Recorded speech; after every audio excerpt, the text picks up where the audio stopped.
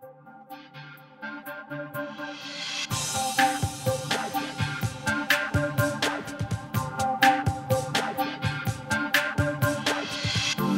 the story behind the shop window, Grow More Lavender, is quite a long and quite a complex story. We started this with no preconceptions and with no kind of real retail experience. And when we were asked by the RIBA to participate, we jumped to the chance.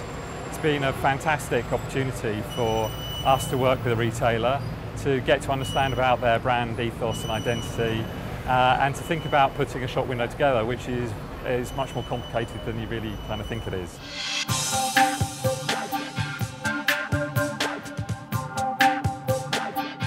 Our kind of starting point for the window was actually I'd been reading a book which is A World Without Bees, which basically paints quite a bleak picture about the future of our bee population and the fact that throughout the world our bee reserves are reducing, but also how bees have a great impact in terms of what we eat, because obviously they pollinate food, but also cotton.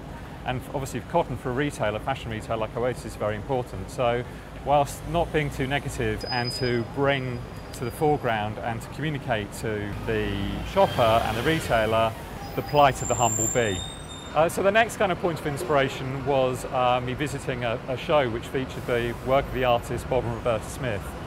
You can see behind me a big sign that says Grow Lavender, and I was particularly taken by the kind of the call to arms and the kind of direct simplicity of the message, and thought that actually it would be a great focus for the shop window.